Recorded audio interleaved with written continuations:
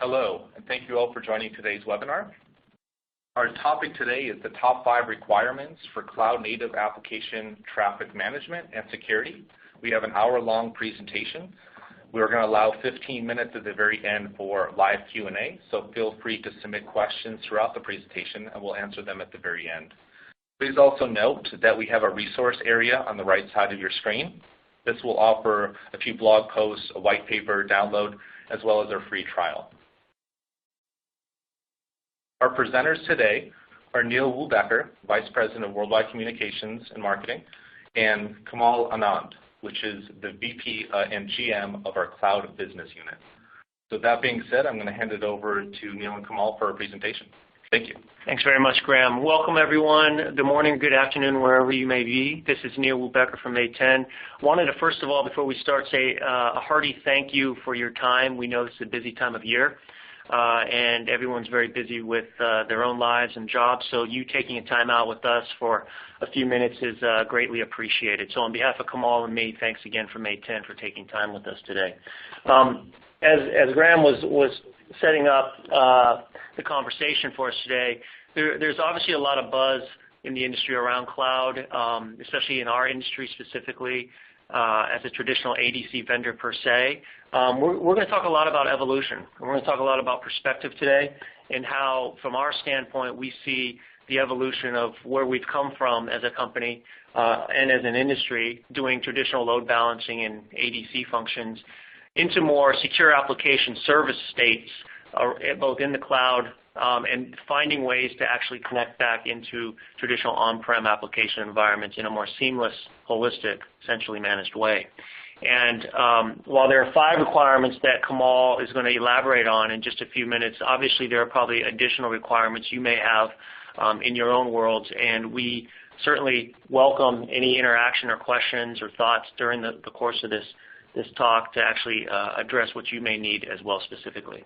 So that being said, a lot of you may have heard of A10 Networks, but I want to do a very, very cursory or brief introduction on the company for those who have not been with us before. The company has been around for 12 years. We were started in 2004.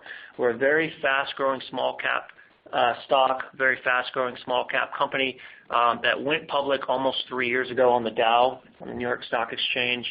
Our installed base is global of customers, and it continues to grow pretty quickly. We're over 5,000 as we speak earlier this year and continuing to rise.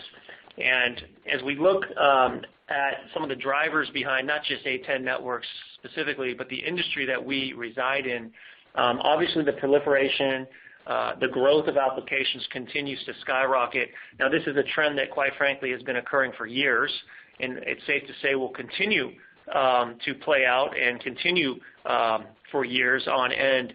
But what is interesting is that the complexion or the demographics of the applications that we're all encountering and utilizing in our lives, both at work and at play, continue to actually diversify as well. Because as the number of users and devices continues to skyrocket, and then the Internet of Things continues to compound that further, the types of applications we're running into are obviously diversifying. And in a very simplistic manner, you can break them into two groups. You have the traditional applications that were born mostly in physical appliance space, traditional data center, on-premise type environments. And then naturally you have more and more applications that are literally born in the cloud, or cloud native as we like to call it here at A10. And the commingling of those types of applications and the need to address the servicing and the security and the performance needs and the availability needs of all of those applications collectively is really the opportunity and challenge we face in the industry in working with you on the phone. So with that, I wanted to actually segue over to Kamal, because where we sit as an ADC vendor, as a secure application services company, quite frankly, is in the heart of really the IT infrastructure, whether it's a data center or cloud, because of the visibility that we can glean based on where we're located in those infrastructures. We are in a position to really influence the performance and really the policy enforcement from a security standpoint that's required to make sure that the applications and the demographics of applications you are starting to bring on more and more, and then into the future even more so, is done in a very seamless, sensible manner. So more on that, on the evolution of ADCs in general, and when we start using the concept secure application services, and you start hearing words around cloud native, we're going to get into that now with Kamal, and I wanted to pass it over to him, and he'll take you from here. But just a little setup on the company and where we're at was important, which is what I wanted to do first. So Kamal, your turn, please. Yeah, thanks, Neil, and good morning and good afternoon, everybody. And Neil, as you mentioned, applications and really our web presence has become the lifeblood of most businesses and enterprises today. And really, we are at a sort of very exciting time as well as a challenging time as infrastructure, either providers, vendors, or as folks that are delivering that infrastructure to the application teams as part of the IT teams. And really, the pressure is one about business agility, right? So, in my opinion, the movement towards cloud really, people are focused on cost, but really is about agility. Can I, provision infrastructure faster? Can I deliver more feature and functionality to my users in a faster fashion? And if you dig down deeper into kind of the entire application ecosystem, from our perspective, that whole ecosystem is undergoing change and transformation over the coming years. How applications are built are changing from monolithic three-tier applications to now people building more agile microservices-based applications using container technology, etc. That's how applications from things like Netflix and Uber and Airbnb have been built, and more traditional enterprises are moving into leveraging the same kind of underlying architectures and technologies to gain agility. Data centers are evolving either to become much more self-service, private clouds, self-provisioned infrastructure on-premise, or leveraging public cloud, like AWS, Azure, and Google, or more and more people are using different infrastructures for different use cases, what industry calls hybrid, cloud infrastructure. Also, if you look at kind of from an operations perspective, historically infrastructure like application delivery or router switches were really bought, deployed, and operated by the IT teams. But more and more, the application owners, the DevOps processes in these organizations are really influencing how these kind of technologies need to be consumed, how these need to be operated, and people want to have more influence and control over the policies they want to run over that infrastructure. So again, from a influence deployment operations perspective, all that is undergoing change because of this drive towards agility. And then finally, especially in the cloud context, the whole business models are evolving. More and more, it makes more sense to have, OpEx-based, pay-as-you, consumption-based business models rather than, fixed cost kind of business models. So I think in our, in the entire ecosystem, it is undergoing change. Yeah, Kamal, this is something that we had been talking about offline. I think it's important to also note, as these trends play out and the transitions that we're seeing in cloud models and the way to address applications both from an on-prem and within a cloud setting, we're starting to hear a lot of different terminology come out from competitors and vendors alike, including A10 specifically. There's a lot of terms around cloud ready or being able to go farther with apps, such as some vendors are talking about these days. I think that the distinction needs to be made also around cloud ready versus cloud native, because there is a difference. And if you kind of peel back the marketing of it in the lexicon, how do you see kind of the difference between cloud ready and cloud native, and what's important for, I say, a customer or a partner to think about when delineating between vendors who are using those types of terms? Neil, yeah, that's a pretty important question. And firstly, with due respect to marketing, I think folks are taking the liberty today to put cloud in everything, right? In the in the early 90s, it used to be the internet. If you put a .com behind you, everybody was a .com company. Today, people are putting cloud in front of any kind of technology and calling it cloud, right? So cloud ready, cloud appliance, I think those things are all oxymorons. Really, cloud native really fundamentally means, born on the cloud, where you can really leverage and deliver agility, for your modern application architectures, where you can take advantage of new processes, like DevOps, tool chain, people talk about Chef, Puppet, etc., but really fundamentally be able to roll out functionality in a more elastic fashion, in a more agile fashion. And I'm going to, spend quite a bit of time in, today's discussion talking about what cloud native means specifically in the application delivery and application traffic management space, moving forward. But before I do that, why don't I just take a step back and make sure that people understand what is application delivery and what context we are talking about. In the industry, there is a category of products called application delivery controllers that sit between the client and the application servers, and fundamentally are part of the mission critical traffic flowing between the two entities, right? What the ADCs typically have done, people called it load balancers initially and has got enhanced to have more richer functionality, is they terminate the connection coming from the clients, and then they route the traffic to the right server based on policies, what people call load balancing or content switching. They also terminate SSL and offload SSL from the back-end server so that your servers can focus more on serving up the applications rather than doing infrastructure level functionality. Typically, these devices also do content caching to improve the performance of the end users. And importantly, over the last many years, application-level security has been added here because the traffic is flowing through these devices or software, and you can really protect the applications using technology like web application firewall, bot protection, etc., to make sure your infrastructure and applications are secure. Now, historically, this functionality has really been provided as a hardware appliance because performance was critical, early on in the evolution. And the performance was delivered by custom purpose-built hardware appliances, from companies like F5 Networks, and A10 has been in that market as well. And most recently, going back to your question, Neil, people have just made this hardware available as a software appliance and called it cloud, cloud native, cloud ready, or whatever marketing term around that. But as we really leverage cloud for our application, whether that's it's public cloud or private cloud, the appliance-based approach is not really called cloud native and does not really fully meet the emerging requirements of modern applications and DevOps processes. So I'll take the next few minutes to really walk through what I view as the 5 critical requirements of this kind of infrastructure, moving forward, really focused, where this infrastructure is focused on, can I make your applications highly available? Can I make your applications highly performant? And can I make your applications, highly secure, which is ultimately the responsibility of the IT or the application operations team. So let's look at the first, key requirement from my perspective. And we are moving applications today to the cloud really for many reasons, but one of them is, that we can provision infrastructure very easily. We can scale that infrastructure up and down when needed based on the application, workload. And the same applies to the infrastructure elements like ADCs or application delivery.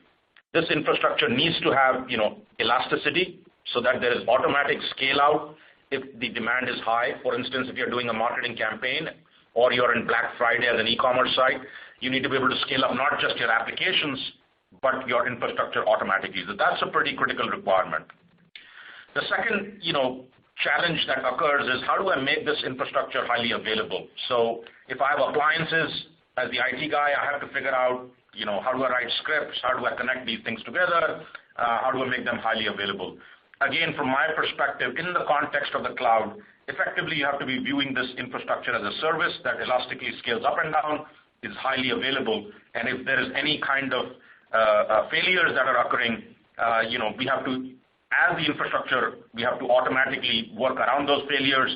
Especially given cloud, it gives us a lot of opportunity to be able to spin up new instances, kill the old instances, etc. So the power of the cloud can be leveraged in the context of this infrastructure to provide elasticity, high availability, and recovery from failures. So that, in my opinion, is sort of the, one of the key requirements for any infrastructure element and definitely for application delivery. Let's look at the second requirement from my context.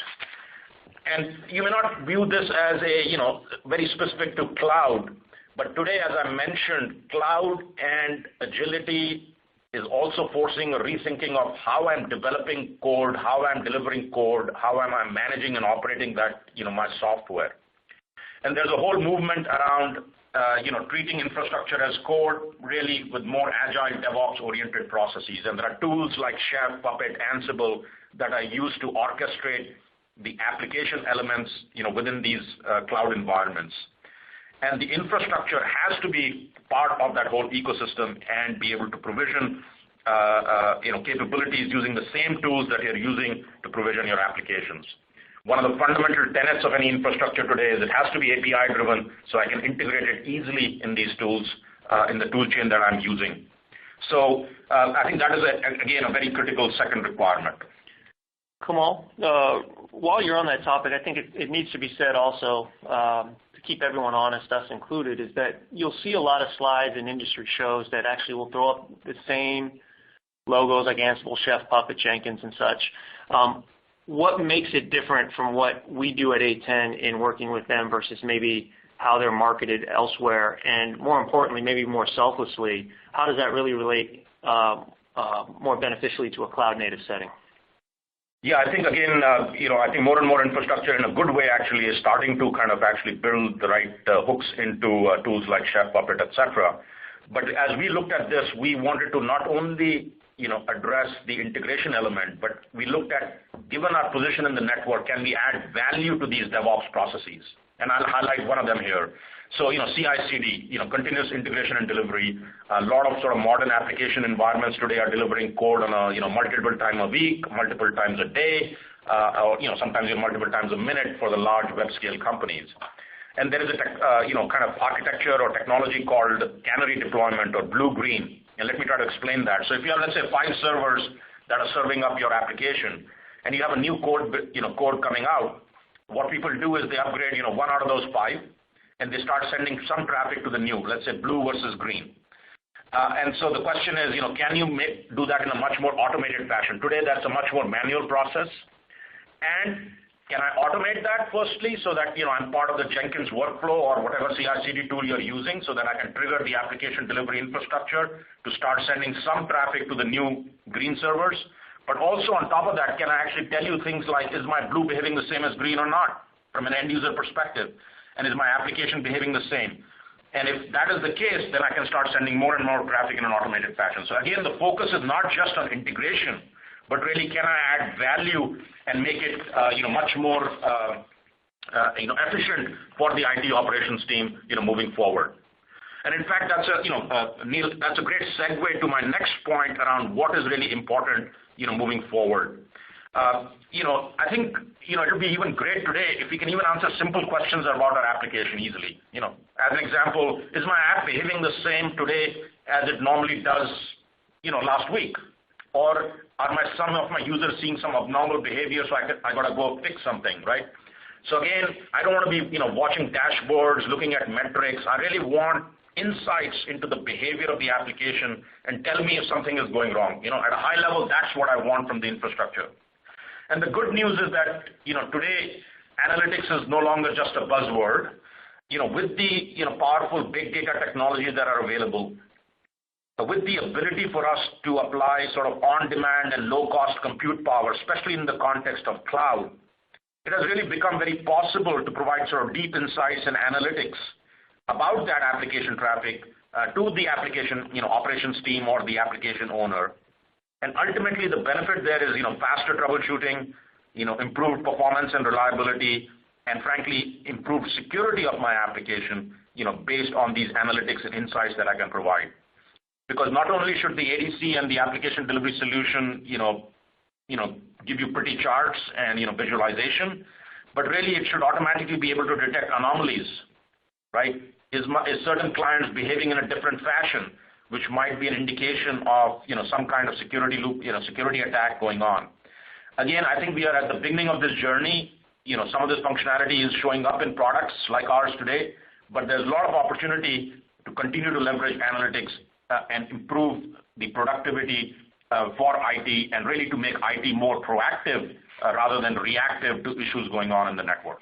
So Kamal, let's stop there. Let's dig into this a little more because I think the slide is very surface level in terms of, we were talking offline around the ability to achieve effective analytics or decisions off the analytics that could be, used to influence both your performance and your security needs for your applications. The per app level of visibility is very key in this. And I think it's safe to say there is a gap in our, we'll say sheepishly, in our immediate vendor space that the level or the degree with which you can go granularly into acquiring the visibility required and the analytics that you can conduct to make the proper decisions in an automated fashion, of course, is very suspect amongst the vendor space. How big is that gap when you start talking about what A10 can do from a per app standpoint versus maybe some of the other choices that are out there? Because I think that really needs to be hammered home, is that the marketing and the projection of vendors to say we can give you that visibility, there are different areas of gray in terms of how much visibility based on how granular they can get at a per app level. Is that a fair statement? Yeah, Neil, thanks for calling me out. Actually, I forgot to mention that critical point, because I think going back to my earlier comment, right, these kind of products historically have been operated by IT infrastructure where you're running hundreds of applications over the same physical appliance, et cetera.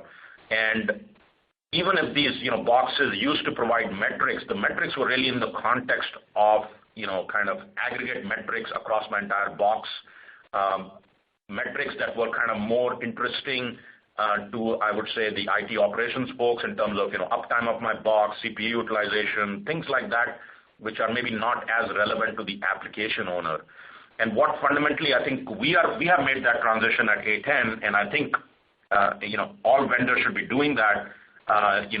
If they want to serve their customers, is really to be able to give this kind of analytics and visibility in the context of each application on a per application basis, so that the data and information that is important to me as the application owner, the data and information that is available to me as the operations head of a particular application should be available easily. And that is what I meant by improving troubleshooting time. So it's not just about having access to data, but in the context of my application, in fact, in the context of a particular client or a particular problem area, can I give you that analytics and insights and data at your fingertips, in the context of what is going on? And I think that is, fundamentally the power of analytics today, because I can crunch a lot of data, I can gather a lot of data, but then I need to be able to present it in the context of what is going on a per application basis. And I think that is a critical, change that needs to happen in the industry, and definitely we have made that change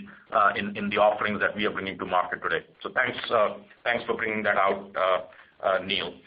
Okay. So let me kind of move to the fourth point, and before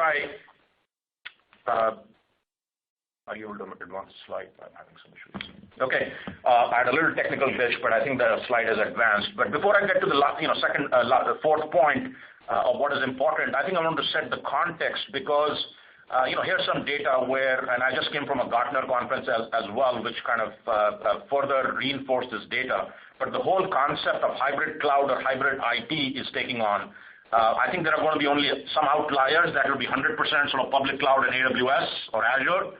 There are going to be some outliers that will say, I'm just going to stay in my current data center and be just private cloud. I think the majority of the market and a lot of the surveys and data are showing that people are moving much more to a hybrid model, where the same IT personnel are responsible for delivering infrastructure and capabilities across private cloud and private data centers to public cloud, et cetera. And there are multiple benefits of that, multiple use cases, et cetera.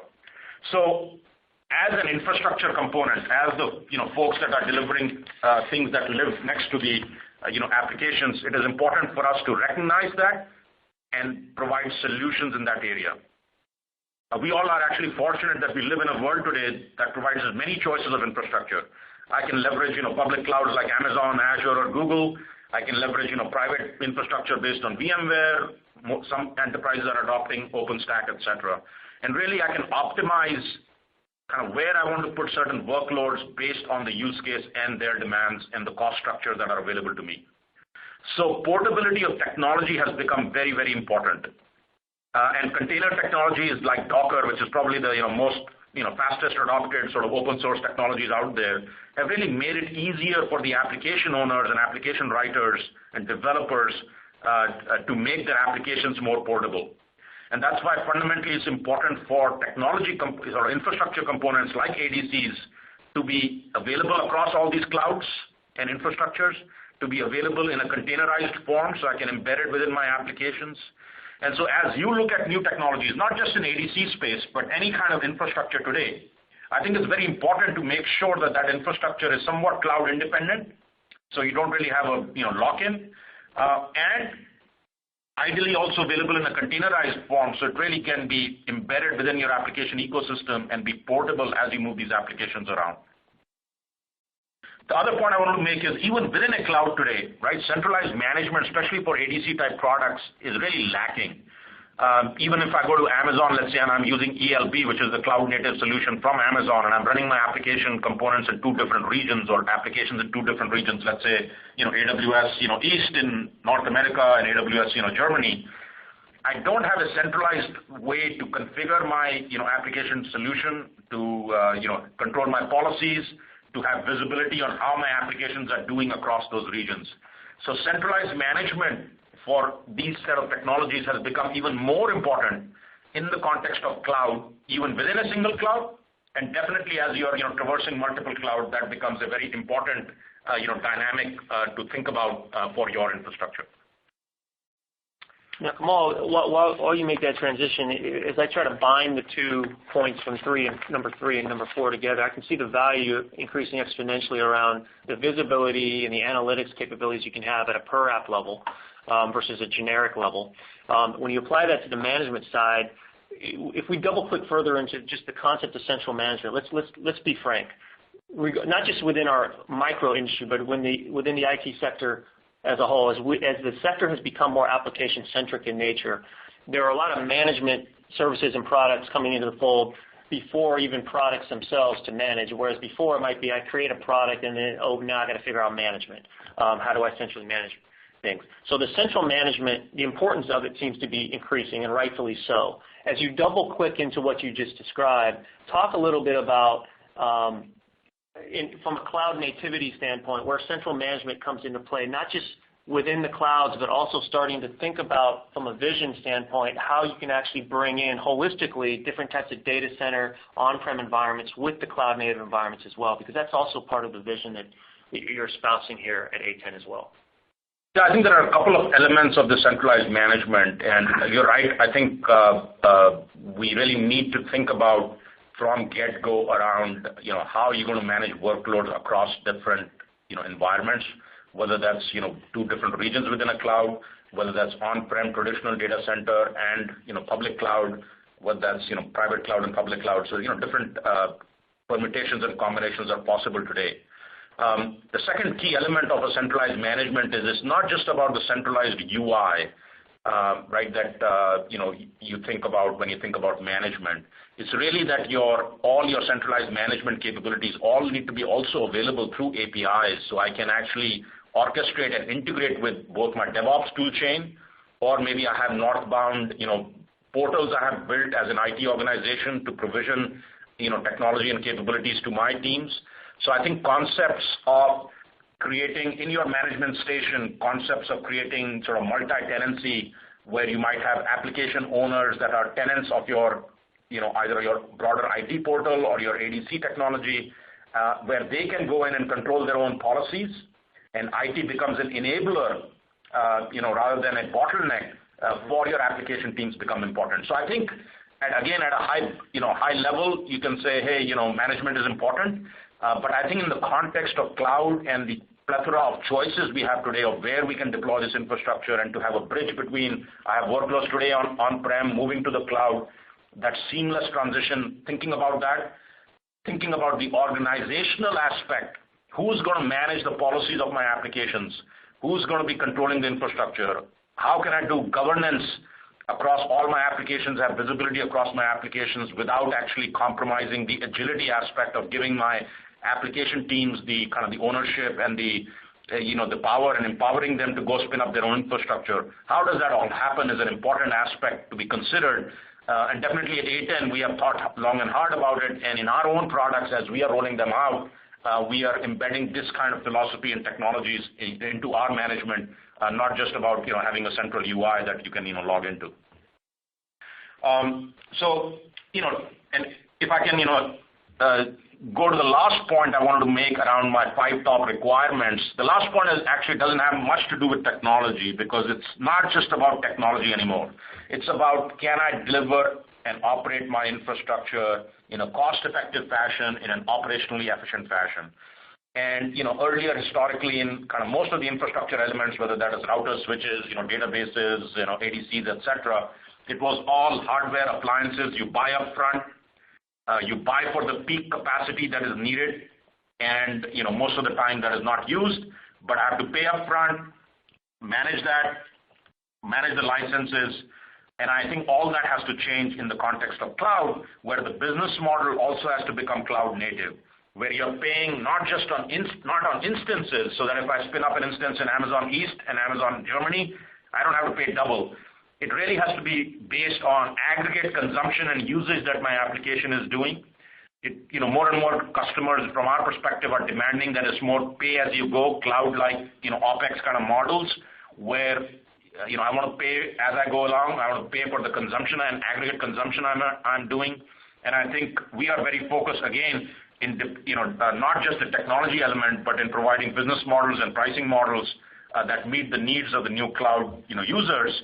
And there is operational benefits too, right? If I have provided that as a pay-as-you-go kind of model, then it is important as a vendor to provide capabilities that you don't have to manage licenses that in a complex fashion as you move workloads around different clouds or as you scale up and down the infrastructure. So as vendors, it has forced us to rethink even how we do licensing, how do we charge our customers, and I think that is becoming important in the new context of the cloud world. So if I were to summarize, kind of the main points I've talked about, from my perspective, as we evolve to a more agile cloud-native infrastructure and applications, as we evolve to using containers and microservices, in the application architectures, it's very important for the ADC element of the solution, which is really focused on application traffic management and application security, to again match the same philosophies that my applications are following as we move to the cloud. The infrastructure has to be elastic and automatically highly available so that I don't have to figure out as the IT person on how to do that. It has to be built for the new modern, DevOps tool chains, everything API driven, and not to just integrate into that, but make those processes more efficient. We have to, again, make, because cloud gives us, a lot of, knobs and whistles, we can, spin up infrastructure in different areas, we can spin them up or down, etc. Visibility analytics is becoming even more important. And as a vendor, access to these cloud resources and new big data technologies has given us the power to actually provide a lot of benefits back to our customers. Again, in any product category today, I think analytics, insight into the applications are becoming very important. And the last 2 points I would really make are more related to business level, where portability across clouds and infrastructure is important, with hybrid cloud and hybrid IT gaining traction, within the enterprise, as well as providing centralized management so that you can, operate that infrastructure very efficiently. And then finally, from a pricing perspective, it is important to have a pay-as-you-go cloud-native model. And frankly, these are topics that we have been thinking about for the last, 2 or 3 years as our customers have been, migrating their applications to the cloud.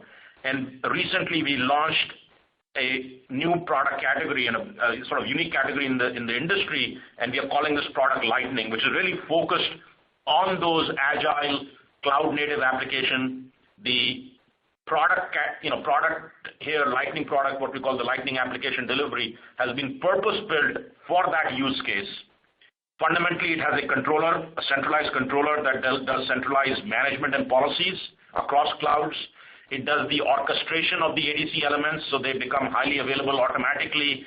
They elastically can scale up or down with application traffic loads. So really it becomes much more cloud native as an infrastructure. Everything is API driven, so it can integrate with the DevOps tool chain.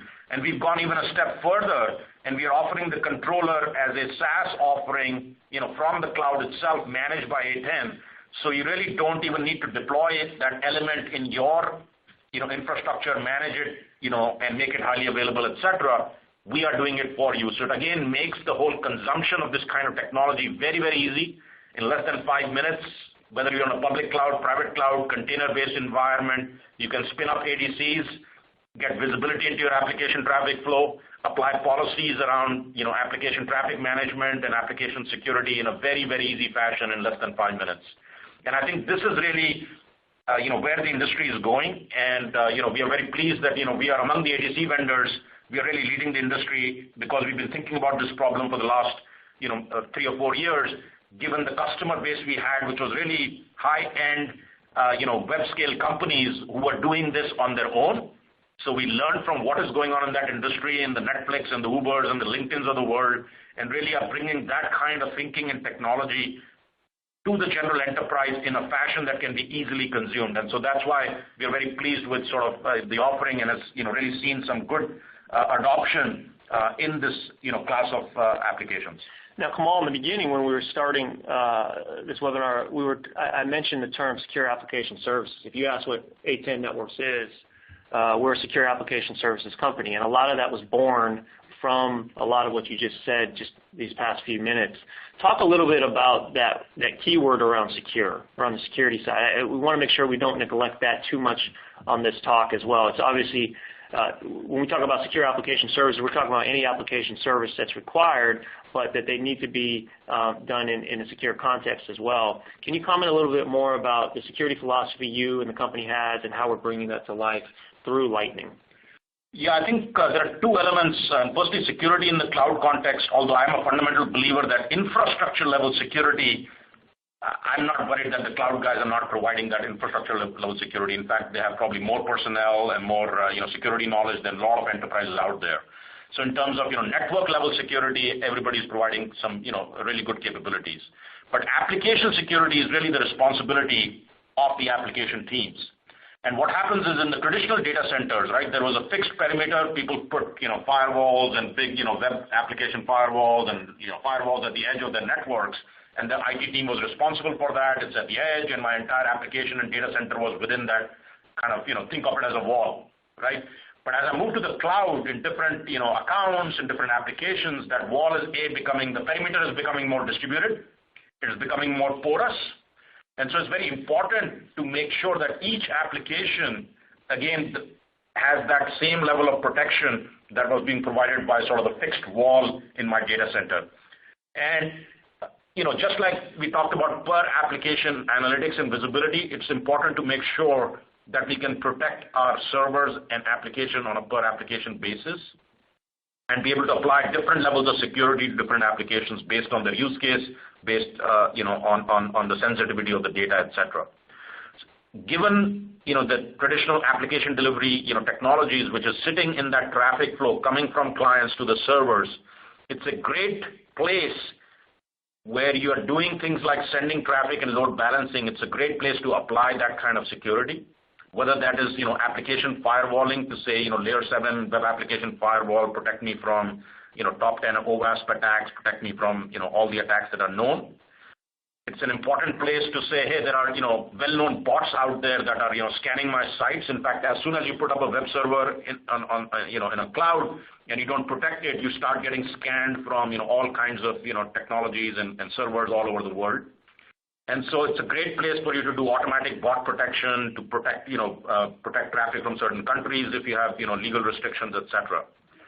And so the point I'm making is that it's important to do per application security, and it's more important to think about the security demeanor in the public, especially in the public cloud, as you move your applications there. The second point that I want to make is that security historically has been complex. I need to figure out how to configure rules and do all this kind of stuff. And if, as the application owner or the IT operations team, if I'm kind of somewhat related to security, I don't want to be doing a lot of that. So it's very important to also for these products to make it very easy to consume. If my application is WordPress, can I click one button and make that secure automatically, and somebody else figures out what are the 653 rules that need to be provisioned to protect my WordPress site? Again, these are philosophies that, again, we've thought long and hard about and are trying to bring that out in our product offerings as we bring out this Lightning technology so that we can not only improve the availability and performance of these applications, but importantly also secure these applications all in a very comprehensive and easy fashion. I think both those elements are very important. It has to be comprehensive and it has to be easy. Otherwise, I'm not going to turn security on if it's very complex, and that basically makes that infrastructure very insecure. So with that, I think we kind of went over our main points that we wanted to make. I'd love to kind of open it up to questions. We went through a lot of topics very quickly, and there's a bunch of questions on the chart. So Graham, if you can help us moderate the questions, that'll be great. Absolutely. So thanks, Kamal. So just a quick reminder that we are actually going to be sending out the on-demand version after today's session, so we'll be recorded. And feel free to continue to submit your questions through the Q&A console. We have 10 to 15 minutes here to answer those questions. Seeing a few coming in. The first one here is I'm moving from an F5 on-premise to using ELB in AWS, which is cloud native. What benefits does Lightning provide over that? That's a good question. I think a lot of customers that I've interacted with are kind of struggling with that, where they've typically had some kind of appliance-based approach, typically F5 or something like that on-premise, and then their choice is if they move to cloud, what do I use? And do I just go to the least common denominator, elastic load balancer? And so I think there are two sort of sub-questions or subtopics in this question. One is I think the whole webinar was really focused on can I take an appliance, call it cloud ready, cloud native, and just run it. And what we are finding is even the customers that have moved initially have found that it's really not a cloud native solution if I just take that appliance in a software form factor to the cloud. My costs are high, it's complex to manage, it's complex to deploy, and it's not quite born on the cloud and fits into my application ecosystem, especially if you're moving to containers and microservices. So a lot of customers then are saying, okay, can I just go to ELB in Amazon, which really is a sort of a cloud-native offering, and I agree with that. In that I think it's an elastic offering, just like my point number one. It does have APIs and things like that you can kind of integrate. But where we find people struggling today is in two areas, in three areas I would say. One is sort of management and visibility. So if I have workloads in different regions, as I mentioned, there's no centralized way for me to get configure policies there, to get visibility on my application traffic and kind of what's going on and become much more productive. So there's a whole area around visibility, analytics, and centralized management that is more challenging. The second area is just feature functionality, especially with related to layer 7, kind of more higher level functionality around traffic routing, etc. And so a lot of customers today actually take ELB and potentially even marry it with a open source technology like Nginx or HA proxy to try to get some of that functionality. But then they have to make this highly available themselves. They need to make it elastic themselves. They need to kind of get visibility tools, and that whole architecture becomes complex. And the third point is if you then want to marry security, you have to get another set of technologies and VMs or have a CDN offering, and so the whole architecture becomes kind of complex. I'm not saying that ELB cannot meet your needs. I think you really have to look at your application and say what load balancing functionality do I need? What security functionality do I need? Is my application going to be in just one zone or one region? And if you're happy with ELB, I think that's fine. There are many applications that are satisfied. But what we are finding is as people's applications are scaling, as people want more richer functionality, they are rethinking that decision of either using the native load balancing from a cloud provider, and definitely the appliance-based approach seems to be sort of getting relooked at in a strong fashion as people move to the cloud. Great. The next question is, can I perform SSL decryption and inspection in a cloud model with Lightning as a cloud service? Absolutely. So as I mentioned, kind of any, the Lightning product sits in between your client traffic, server traffic, and the first thing it does is, SSL termination and SSL decryption, and then which really offloads that capability or performance element from your backend servers, and then the connection between the Lightning ADC and the backend server either can go on a normal HTTP connection or you can re-encrypt back as SSL connections. However, we do what is called connection pooling, which means the connections from the ADC to the backend server, there'll be less number of connections so that the load on your server is less. Those are long-lived connections as well. And so you can offload SSL decryption and encryption to the ADC layer and then decide between ADC and your server if you want encrypted or non-encrypted traffic. Great. We have another question here. One of the benefits of a large physical appliance and single choke point is comprehensive rate limiting and other similar policies. How are they handled by the distributed architecture like A10 Lightning? Yeah, I think again that's a good question, and we do absolutely do that. In fact, we have rate limiting, so we also have a concept because we are serving the microservices world as well. So it's not just at the application level. You can really define each service or each subservice or smart flows, and within those flows or services, you can then apply policies, whether those are security policies, traffic load balancing policies, etc. And one of those policies is rate limiting. The way we are implementing rate limited in a distributed fashion, we actually have sort of a shared state, a token mechanism where we are able to control in aggregate rate limited traffic across those two instances or three instances of the ADCs that are sitting in front of your application. So the short answer is we do rate limiting and we do it in a distributed fashion. The deep technical details we can take offline, but that's again an important aspect of any ADC solution in the context of the cloud. In fact, rate limiting as a mechanism, even as a poor man's sort of denial of service protection, right? So if you don't want to have a big volumetric denial of service kind of service capability that is expensive, you might use rate limiting capabilities to make sure your application servers are protected from these traffic surges, etc. Actually, this was not the question, but another point came up to me from a technology perspective. We are also measuring, and this is a little bit technical, but we are also looking and measuring at queue lengths that are building up on a per server basis, which means this is one of the metrics that I talked about from an analytics perspective we are measuring. And these metrics can then be used to trigger scale out, not just of the ADC infrastructure, but we can send a trigger to the application kind of infrastructure or the application owners saying, hey, queues are building up, which basically means app servers are getting loaded and you cannot respond fast enough and latencies are increasing, and you might want to spin up the application infrastructure itself.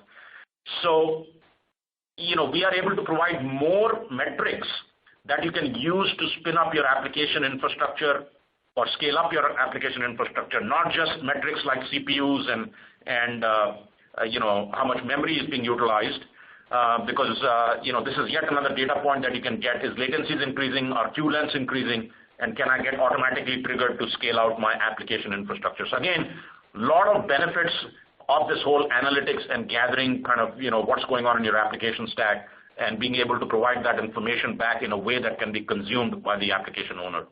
Sorry, a long answer to kind of a short question, but I just wanted to I got excited about some details that the product does as well. Absolutely. So the next question we have here is around our blue-green. So can you offer a little more explanation around that, specifically regarding HA proxy? Yeah, so I think I walked through this fairly quickly, but this is a functionality that a lot of developers and DevOps team have been very excited about. So let me kind of explain that a little bit slower. So as I mentioned, right, if you have, let's say, 5 servers that are serving your code today, and you have an upgrade coming, there are a couple of problems I have, right? So once I upgrade my code using something like CI/CD tools like Jenkins, how do I start sending traffic to my new servers? Today, people have to do it manually. So if you have HA proxy or you have ELB, I've got to go manually, maybe kill the ELB, start up a new ELB, or configure policies, etc. In the case of Lightning, we have built this into the product. So once you deploy your Jenkins code, you can do an API call and say, start sending traffic to this new server, and you can switch on anything in the header. You can say send 10% of the traffic, or you can say send traffic coming from a particular region, particular type of browser. Basically, anything in the HTTP header, you can switch on and say, start sending that traffic to these new servers. And on top of that, we then give you analytics. So we tell you, hey, your green servers are behaving, from a latency, end user latency perspective, the same as your blue or different. And once you are comfortable that the infrastructure is working, you can start sending more and more traffic to the, to the new servers and, very gracefully upgrade your entire infrastructure. So some people call this blue-green. A variation of this is called canary deployment in kind of modern application terminology. Some call it AB. There are different names kind of used for the same concept. The other interesting thing we can do with the same underlying technology is we can, do what is called request mirroring. So in network infrastructure, for folks who manage routers and switches, we have a concept called port mirroring. So I can keep serving my, traffic, but I can send a copy somewhere else. In the context of cloud, that is rather challenging. And so what we can do is we can keep serving production traffic without disrupting that. We can send the requests to a second set of servers, a second destination, and any response from that, that set of servers we drop and log. So let's say you're again building new code, and before you even want to roll it out to production, as your dev test engineers, you want to get access to real production traffic. This is a very easy way for me to get access to that production traffic, using the same sort of blue-green underlying technology. And the third use case for blue-green is one of compliance. A lot of customers want to just log traffic somewhere in a log and say, I just want to have every request coming in, and I want to log it, and I want to hold it for a year or whatever. So again, from a compliance perspective, we can send all the requests to another set of servers, and you can log it in whatever database or logging system that you want to keep for compliance reasons. So again, given the position of the Lightning ADC in the traffic flow, and given these built-in functionality, what I call blue-green, it opens up a lot of use cases and benefits for the DevOps community, for the developers and the operations team, to do code rollout at CI/CD in a more efficient fashion, as well as meet compliance needs. Great. So I think that's all the questions we have entered in so far.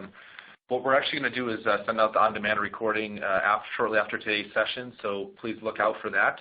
Also, don't forget, on our resource area, we are offering a free 30-day trial for Lightning, and as well as a couple other resources. There's some blogs and white paper resources available for you as well. So with that being said, I'm going to give a thanks to Neil and Kamal for presenting today, and hopefully you enjoyed the presentation, and we'll see you soon. Thank you.